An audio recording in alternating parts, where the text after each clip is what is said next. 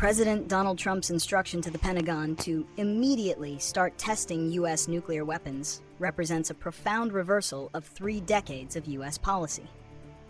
Since 1992, the United States has observed a unilateral, voluntary moratorium on full-scale nuclear explosive testing, instead relying on advanced computer simulations and subcritical experiments through the Stockpile Stewardship Program, SSP, to ensure the safety, security, and reliability of its nuclear arsenal.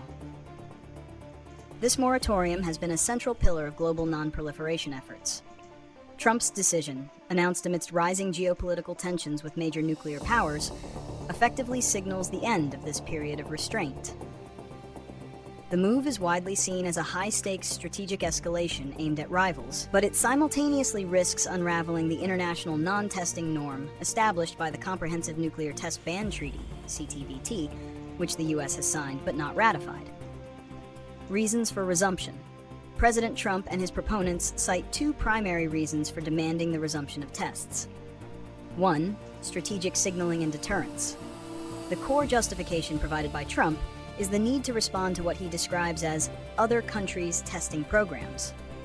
Specifically, this is a direct response to reported activities by Russia and China, including Russia's successful tests of advanced nuclear-powered strategic weapons like the Burevestnik cruise missile and the Poseidon underwater drone, and China's accelerated expansion and modernization of its nuclear stockpile. Resuming U.S. testing is intended to send an unequivocal, aggressive signal of American resolve and capability to dissuade rivals from further nuclear escalation. 2. Technical assurance. While the Stockpile Stewardship Program has consistently certified the reliability of the U.S. arsenal, some nuclear hawks argue that computer simulations and non-explosive tests, no matter how sophisticated, cannot fully replace the certainty provided by a live nuclear detonation. They argue that aging warheads require real-world testing to confirm their long-term viability and to ensure the safety of any new warhead designs or life extension programs. Geopolitical consequences. The consequences of this decision are vast and multi-layered, threatening decades of arms control progress. 1. Global arms race.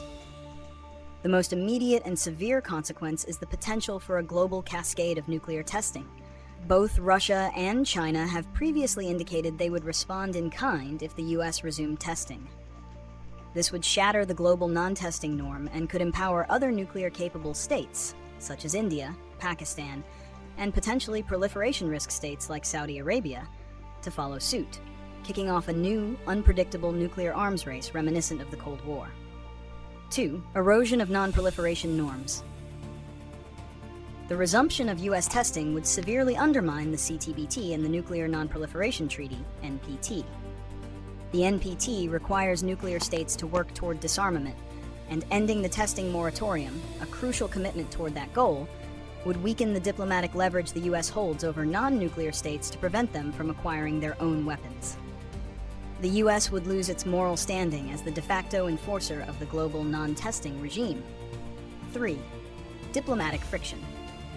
The move would create intense friction with both allies and adversaries. While the U.S. hopes to deter rivals, it risks alienating key allies in Asia and Europe, who rely on the existing stability framework and fear a new era of nuclear brinkmanship. Simultaneously, it will complicate future arms control negotiations, as Russia and China will likely use the U.S. test as justification to refuse further dialogue. Prediction and solutions. Prediction.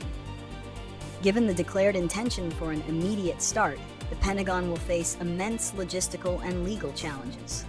The actual test explosion, if it occurs, would likely take place at the Nevada National Security Site, formerly the Nevada Test Site. The most likely sequence of events is 1. Preparation and delay. The Pentagon will face technical, funding, and bureaucratic hurdles, leading to a significant delay, months if not a year, before a full-scale test could actually be executed. The term immediately is likely a strategic signal rather than a literal timeline. 2. Increased tensions. Geopolitical tensions will spike, possibly leading to immediate diplomatic countermeasures from Russia and China, such as announcing their own readiness to test or withdrawing from existing, fragile arms limitation agreements. 3. Domestic and international opposition. The decision will face fierce opposition in Congress from arms control experts and from the international community, potentially leading to legal or political resistance that could further slow the process. Solutions and alternatives. Rather than breaking the moratorium, the U.S. has several options that maintain global stability while addressing security concerns. 1. Strengthen the SSP. Increase funding and transparency for the stockpile stewardship program.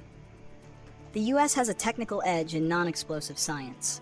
Showcasing and enhancing these capabilities is a stronger deterrent than a test, as it denies rivals an easy technical justification for their own tests.